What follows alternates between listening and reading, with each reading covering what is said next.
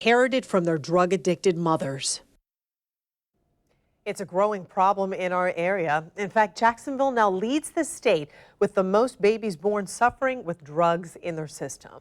Investigator Tarek Miner went inside the neonatal intensive care unit at UF Health, revealing the heart-wrenching withdrawal hundreds of local babies are going through, and spoke with a mom who now regrets her choices. When babies are born addicted, it's called neonatal abstinence syndrome. That means that during a mother's pregnancy, drugs like heroin pass through the mother's placenta to the womb, and the babies become just as dependent on the drug as their mothers. Tonight, a local mom who now regrets getting high on heroin while pregnant wants her story heard in hopes of helping other addicted mothers by exposing the grueling process of weaning a newborn off of drugs. Only a few weeks old and already. Pain and suffering is all they know in their short lives. The cry from a baby born addicted, higher pitched than that of a healthy baby, all because the moment their umbilical cord is cut, so is their heroin supply. I tried to quit at least 3 or 4 times during my pregnancy. And I just couldn't. Anytime I had enough money to try to make a bag, my brain was already there before my body. This mother, who we'll call Sarah, says she was a fully functioning heroin addict who every morning, afternoon, and evening snorted the drug throughout her pregnancy. She spent $80 a day on the opioid, fully aware she was sacrificing her unborn son's health. She says the heroin addiction was stronger than the bond with her unborn baby. And at the same time, her firstborn was put at risk. When I'd go away from my child and use, I would come back in, cook, clean, do laundry, do bedtime stories. That was just my normal way of living. Nobody knew I was using. I went to all my doctor's appointments. Sarah's deep, dark secret was exposed the moment her son was born. He was full-term but underweight and inconsolable. Doctors ran tests, knowing something wasn't right. And after receiving the results, Sarah learned about the heart-wrenching process of weaning her second son off of heroin. I cried all the time, just staring at him, knowing there was nothing I could do to fix it. Why'd you say it was painful for you? It's painful to know that I did that to my child. That I had, because I couldn't quit, he had to hurt for me. A newborn physically withdraws from heroin just like an adult, which often results in trembling, crying, vomiting, increased muscle tone, and even seizures. No amount of swaddling, holding, or rocking can soothe an addicted baby. Instead, they're given morphine in small dosages that slowly taper off. Dr. Samarth Shukla works in the NICU at UF Health and says addicted mothers don't fully understand the effects of their own selfishness. It's painful for them, and hence you see them with excessive irritability, continuous crying. We are not able to console them.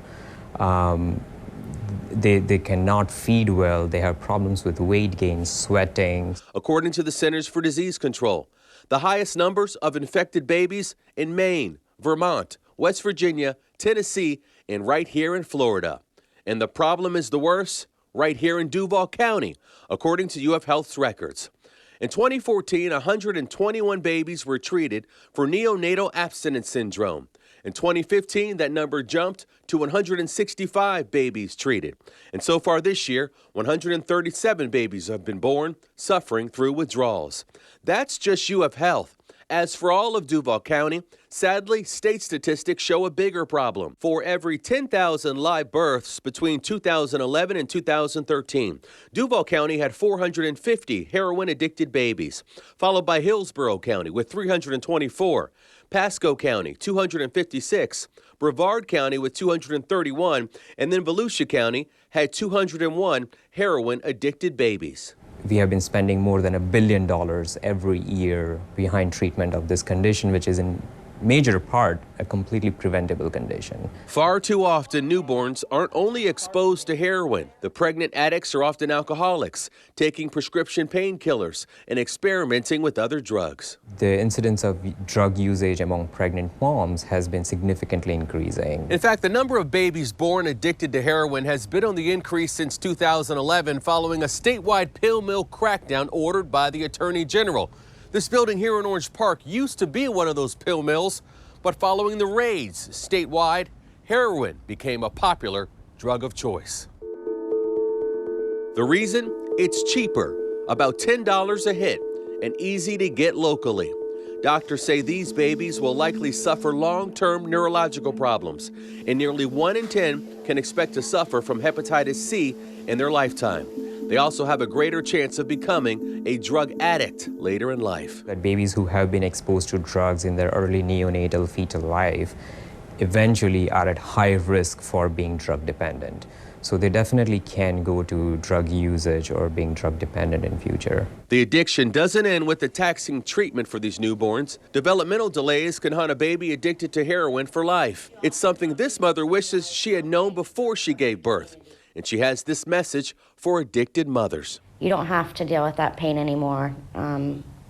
Anyone that is using or addicted to using knows that pain of constantly having to chase the high. There's options. I never even knew a detox existed. I didn't know that a rehab existed. The average hospital stay for a drug-addicted baby is 18 days, and the cost of treating babies born addicted is 15 to 16 times higher than that of a healthy child. Nationally, caring for these innocent victims rose to $1.5 billion, according to the latest statistics. So, Tom and Joy, it is a very expensive process as well as a very painful one for the young babies themselves. So Tarek, are there any programs that are out there locally for mothers who are addicted who might be watching right now? Well, you know, one of the main reasons why this mother who was addicted to heroin wanted to speak out about this issue is because she was unaware that there are so many local programs in our area. She's being treated at the Gateway Community Services right now, which also allows for her children to live with her on site while she's getting the help she needs.